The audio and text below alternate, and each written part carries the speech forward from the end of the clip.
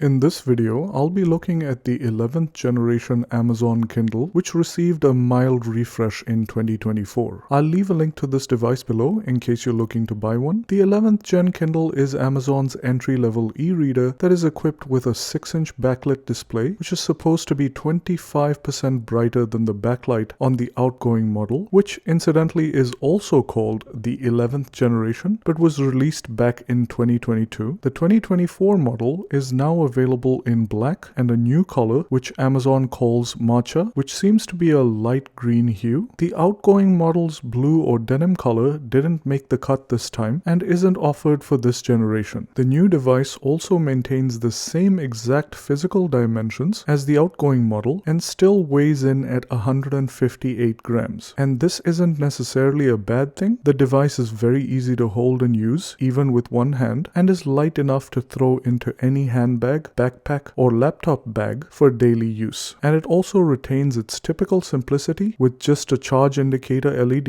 a USB-C charge port, and the power button on its bottom edge. There are no other power buttons or ports on the device. The power button wakes it from sleep mode and puts it back into sleep mode if you don't have a case with a screen cover. The rear surface is lightly textured to give you a fairly decent grip on the device, though I do recommend using a case to protect the device and to avoid fingerprints all over the rear surface. I'll leave links to some cases I recommend right below the video. As has been the case for a few generations, this Kindle is also available in two versions, lock screen ad supported and the slightly more expensive version without lock screen ads. Honestly, the lock screen ads never really bothered me, and I highly recommend saving yourself a bit of money by getting the version with lock screen ads. Both versions come with 16 gigabytes of storage, which is more than sufficient to store thousands of books, and when reading these books, the device's e-ink screen really shines. The text is nice and crisp, and you can even adjust the font size to suit what's easiest on your eyes, and the extra bright backlight works really well even when reading outdoors. And I also like the dark mode, which inverts the colors and makes it much easier to read in bed at night, and very pleasantly, the e-ink display gets you weeks of reading on a single charge, which is absolutely impressive. The Kindle isn't a speed demon by any means, and you can't expect iPad level speed and performance, but then again, this isn't designed to be a general purpose tablet. It's designed to be a device that allows you to store and read books easily, and it does that very respectably. Page turns are pretty quick, and it navigates menu options and libraries pretty well. Amazon's legendary Kindle ebook storefront is almost bottomless when it comes to choice, and you can pretty much find a Kindle version of almost any book in the world. In addition to being able to buy single books, a Prime membership gives you access to borrow and read hundreds of additional titles, and if you're an even more avid reader, you can sign up for Amazon's Kindle Unlimited membership, which gives you access to thousands more books for a very reasonable subscription fee. And to top all that, you can also load any of your own PDF documents or PDF ebooks to your Kindle. Super useful feature. The device also has Bluetooth built in, so you can connect it to a pair of Bluetooth headphones and listen to audiobooks through Audible. So should you get the new version of the 11th generation Kindle? Well, that depends. If you're looking to upgrade from the 2022 version of the Kindle, I really don't recommend bothering with the upgrade. There have been very minor changes to the device. There's very little reason to upgrade. However, if you're coming from an older generation of the Kindle, you'll definitely see a substantial improvement in performance. It's a very inexpensive device that makes it easy to store and read books on the go and has phenomenal battery life to add to it. Definitely well worth the money for an occasional reader like me who needs a portable e-reader to travel with. As I mentioned earlier, I'll leave links to the device and accessories I recommend right below the video. Hope this review has been useful. If it has, please give this video a big thumbs up, and if you're looking for a guide to set up this device, I have a step-by-step video that guides you through the entire process, so feel free to check that out as well. Thanks for watching, and see you next time.